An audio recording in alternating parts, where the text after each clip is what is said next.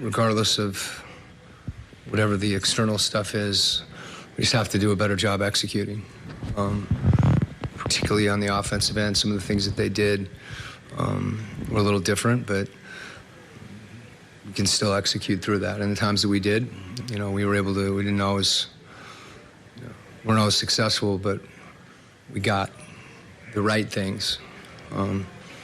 But obviously when you're turning the ball over, you just need to be more precise. It's hard to defend against that. So. Welcome back, Hawks fans. Your boy Bryce was back at it again for another Bleav In Hawks podcast. Back with more Hawks analysis after they played the Miami Heat tonight, losing to the Heat. A thorn in the Hawks side the last couple of years. Something that's been tough for this team to get over the hump. Especially tonight's game. A little disappointing, especially with the injuries the Miami Heat had. Hawks losing this game. But, I feel like there's a lot of things that we can take away from this game and kind of just break down in today's show. So that's what we're going to do on Bleav In Hawks, man. Try to give you guys the breakdown of everything I saw tonight from the Hawks against the Miami Heat in a tough loss.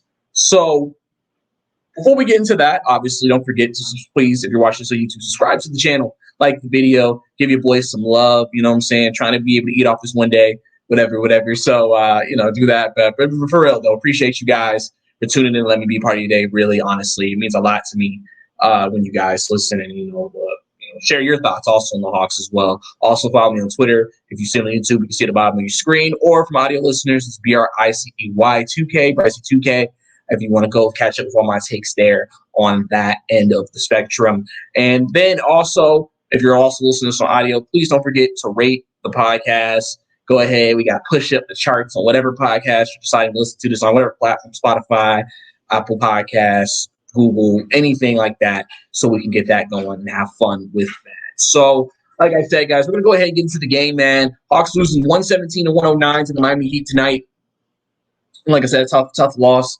Heat were out Tyler Hero, Jimmy Butler, two main players. So, obviously, that frustrated a lot of fans tonight with us losing to a team that is not at full strength, which I completely get. I get that. I'm not going to say same old Hawks. I know some people were saying that on social. I'm not going to say that. I'm just going to look at this and say, we didn't play well tonight.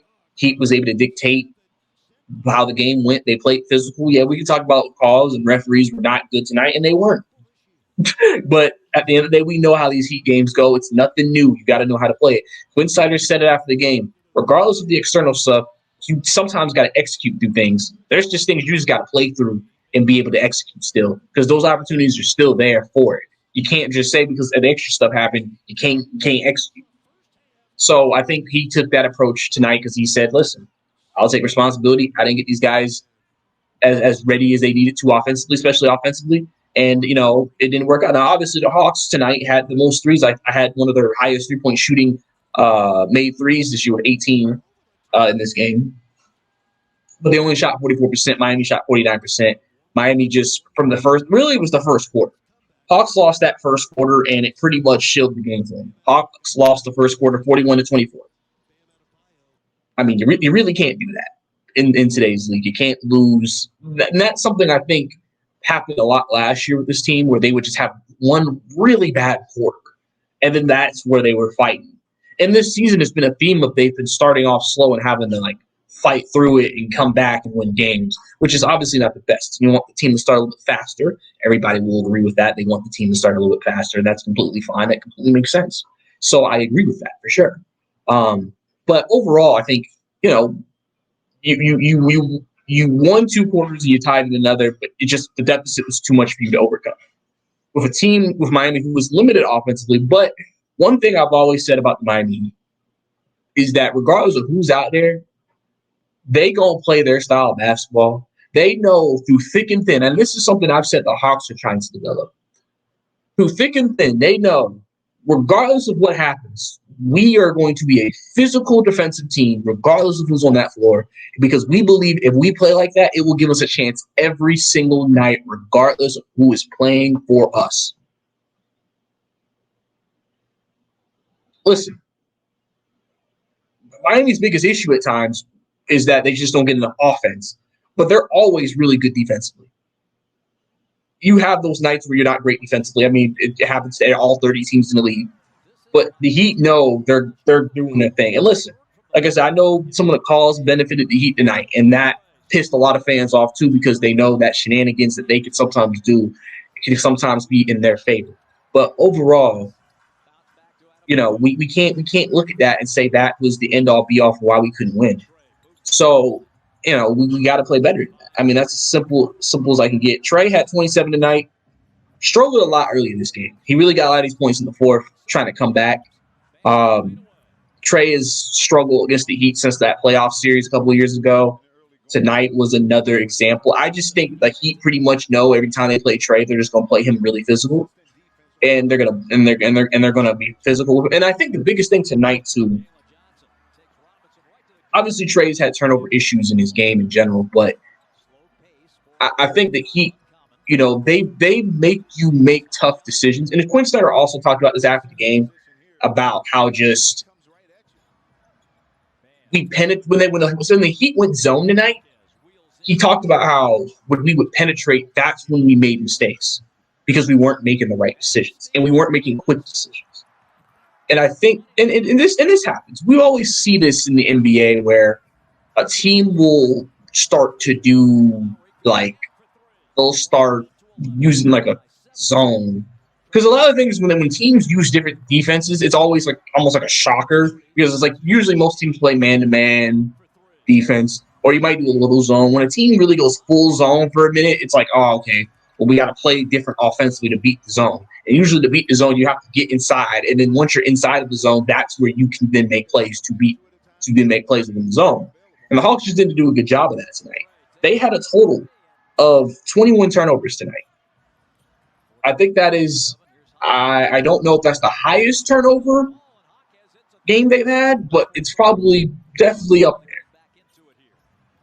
And especially there was the second half, the Hawks were cutting into the lead, and I Bleav they had 6 turnovers in 8 possessions or something.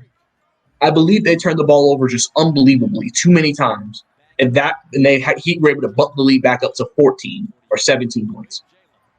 And that's really where you can say the Hawks lost the game because you were slowly playing well, settling in, you're creeping back in there, and then that just completely reset everything, and then he just never was going to lose the lead in that way.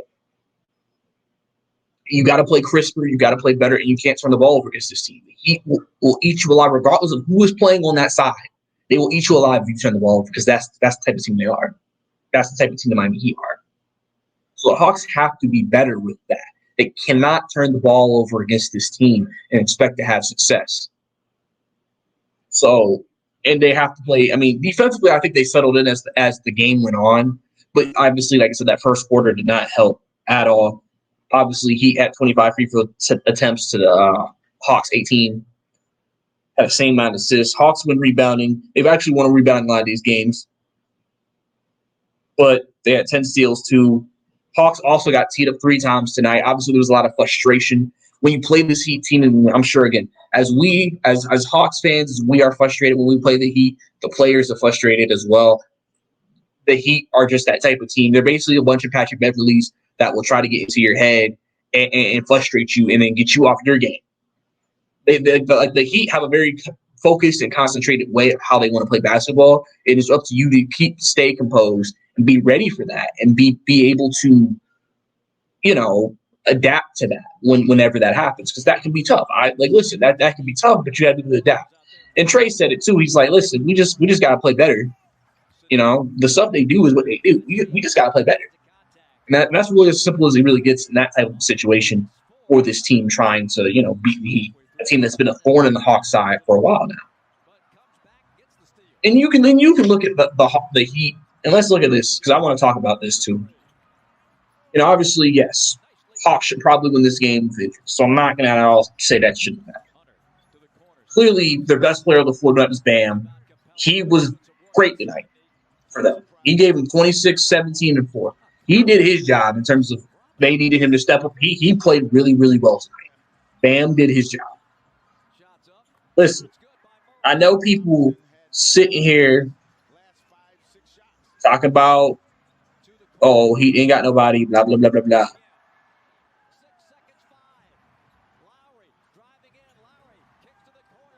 listen, Tommy Vasquez, listen, I said when the Heat drafted him that he was going to be a steal. And in the summer league, I saw he could play. And I think he really can play. And tonight he had 20. Now, obviously, I get it. A guy like him, you don't want him beating you tonight, but he did. And I think he'll be a good player for them. I liked him at UCLA. But I get why people are frustrated that, like, damn, we couldn't handle him. I get it. Frustrated with that. Kyle Lowry. I mean, he only took 8 shots tonight. 4 of those were threes. I mean, 6 of those were threes. He made 4. I mean, he impacts the game through defense, taking charges, and just making key shots. That's what he did. I mean, Haywood Highsmith. People were talking about how we let Haywood Highsmith beat us. He only had 11 points tonight. But Haywood had 6 rebounds and 5 assists. He is a multifaceted utility player for that team. He does a lot of different things. As you can see, every team and every player has. And then Josh Richardson turned the clock back to like early 2010s. Josh Richardson. It felt like he played well off the bench, giving him 16. Like realistically, they got what they needed. Like in terms of a game like this, like you need your best player who's out there to play well, which they got. You just need one guy to step up. That was Vasquez. You need your veterans and your guys that you usually get the same consistency from to do well, which you got from Kyle Lowry. I mean, they pretty much did what they were supposed to do tonight in terms of them giving themselves a shot. Realistically, like I've said, the Hawks just didn't play well tonight. And that is ultimately what hurt this team tonight. Ultimately, that's what hurt this team tonight with the Hawks, and they just couldn't get over the hump. So, you know, the thing is, I sometimes feel like we like to disrespect the other side and say, oh, they don't got players that we should be losing against. But it's like, listen, these guys are in the NBA for a reason. And like I said, Eric Spoelstra, we've seen him put on great coaching masterclasses before. I mean, he knows how to use his guys to their fullest potential. And that's why the Heat are a tough team to beat. Even that's why it's like you sit there and think the Heat shouldn't be that good or the Heat shouldn't do this, and they do it because he just knows how to maximize everyone to their fullest potential and play a certain brand of basketball that will lead to that success. That's something the Hawks are trying to build, where if Trey's out, DeJounte's out, if Jalen's out, somebody's hurt, or something or whatever, that we know at the end of the day, the Atlanta Hawks are going to play this style of basketball regardless. And I think that's something that takes time. And the Heat have been able to build this over many, many years, even before Spoelstra. So, like I said, frustrating to lose a game like how we did tonight, but it's a good learning experience, I think. It's a good way of saying, okay, what did we do wrong in this game?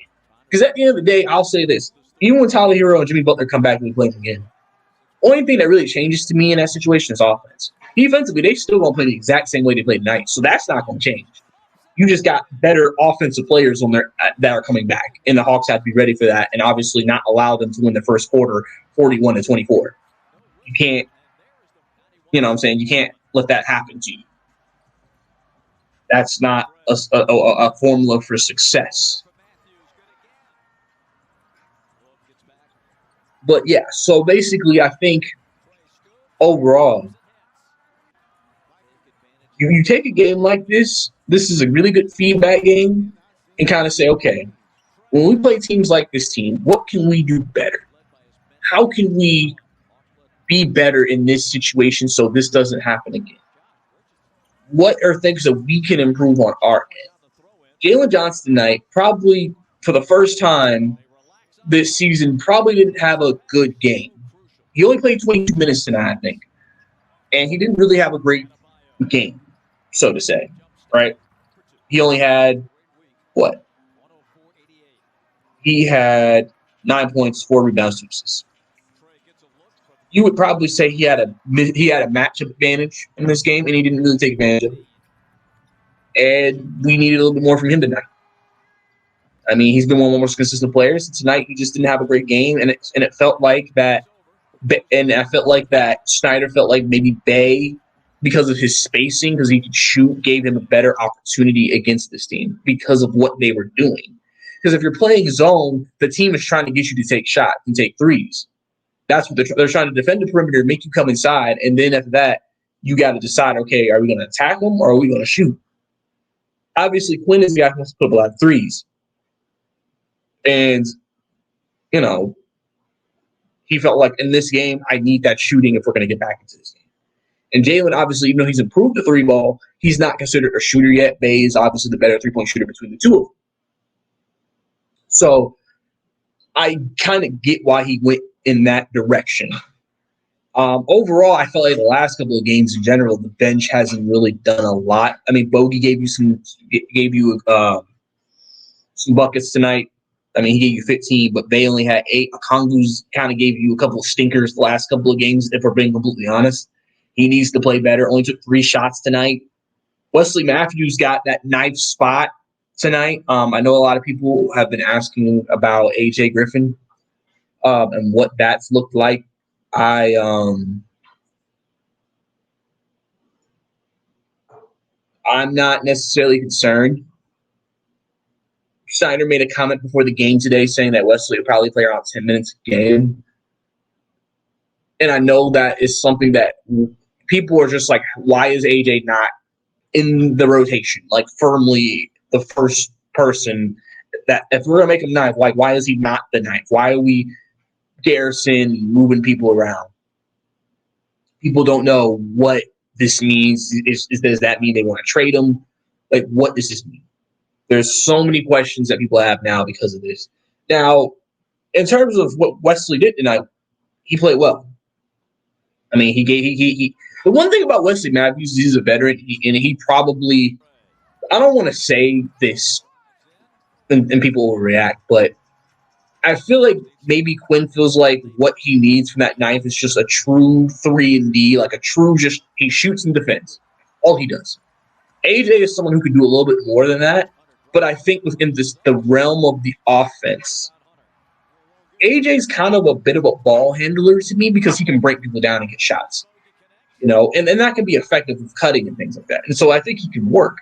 I just think sometimes I think Quinn feels like I just need a guy who can post up in the corner and shoot threes, which AJ can do. But, I mean, I think we all feel like we're not maximizing AJ Griffin enough in that role, if that makes sense.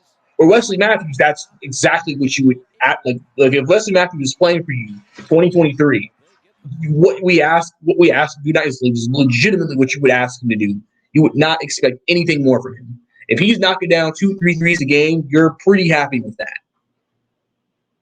Like, realistic. AJ, I feel like we have so much more expectation for.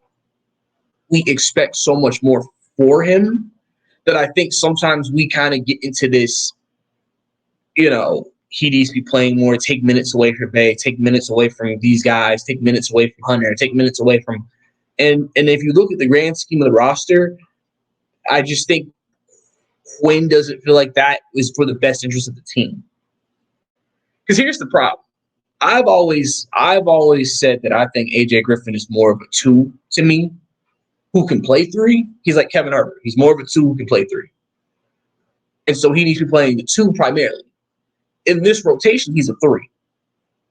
But that's not his strongest strength. And I don't think Quinn wants him guarding 3s a lot. He would rather him guard 2s. That's why I said whenever DeJounte or Trey misses a game this year, you'll probably see AJ then, you know, shift into either starter or backup 2. Just as like naturally. I mean, they could be, and then, you know, and even if even if you lose them, I mean, the rotation will change once one of them come out because they also got to put a backup point guard in there. So I think AJ, he's a little bit in limbo right now, but like I said, I'm still gonna see how things play out because for literally all we know, Quinn could just still be playing with that 9th spot. And so I know we don't like it because we think AJ should be the 9th person and there should be no playing around with it. But I mean, Quinn's going to do what he wants to do in that regard. He's going to play around with it. He's going to do different things with it and see what works for him. So all we can do is trust in the guy and see how it plays out. I mean, because realistically, those guys are not playing significant enough minutes, I feel like, to harm the team. But I also get some people's concerns about going with that 8-man rotation because you're putting a lot of minutes on those guys to win you games on a nightly basis. Because usually teams go to 10, but then I still remember the times when we complain about Nate McMillan doing the all bench unit. Why are we doing all bench? We should have starters in here. I mean, every team plays differently, man. Every team plays differently. I mean, 9-man rotation isn't bad at all. I just think we just think some minutes could, or a lot of people feel like minutes could be given up for that ninth, maybe even 10th spot, essentially, depending. So, I get that. I get that for sure. So, we'll have to see how that looks as time goes on, of course. But again, I'm not too concerned right now. I mean, the one thing I want to tell people again, the Hawks are 5-4 right now. Still winning record. And we still have 70 plus games left, guys. You gotta stop with the panicking and the oh my god, we gotta trade everybody and the same Hawks. And like, guys, we are 9 games into the season. Some guys, I mean, listen, the Lakers before they beat Phoenix were 3-5. The Clippers are like 3-5, 3-6. The Suns are like 4-5. They have a worse record right now than the Atlanta Hawks. But at the same time, I don't think anybody's worried that they're not going to be a playoff team and they're not going to be competitive. Because it's like I said, there's really not any team this season that has separated themselves from the pack. That's why you play 82 games, because as the season goes on, you'll see which teams are good, which teams are okay, and which teams are bad, and which teams are great. Games are going to go on. You're just going to continue to play, and then we'll see what this Hawks team actually truly is over the course of games. These games are set here to give you an evenness of like, okay, what is this team? Trust me, if the team is not performing well and the trade deadline is coming up, you will definitely hear the Hawks in trade talks. You will definitely hear the Hawks mention about moving some players. You'll probably hear Hunter's name. You'll probably hear Capella's name. It makes sense. Maybe even hear AJ's name. I know that's something a lot of people are worried about. But some people also realize that may be something that we need to accept. I don't know. But overall, for me, when it comes to this, there's no reason to panic. Like, guys, like it's like I feel like after every loss, we're always trying to think didn't play well. We need to trade Hunter. We need to do this. Why is someone not getting enough money? And it's like, bro, like the Hawks are going to probably lose like 25, 35 games this year. Maybe a little bit more than that. You tell me, let's say we lose 30 games. If we lose 30 games, that means we're 52-30. Which obviously, if I said that was the record, y'all would probably be very happy with that record. But are you telling me with those 30 losses, we gonna sit here and complain after every loss? We need to trade. We should have did. Quinn ain't it. Did it? Listen, I understand being upset about losing to the Heat, undermanned, and you need the team to play better in this situation. But we will play the Heat 3 more times this season. 3 more times. Like that's why in the NBA playoffs you don't have 1-game series. It's 7.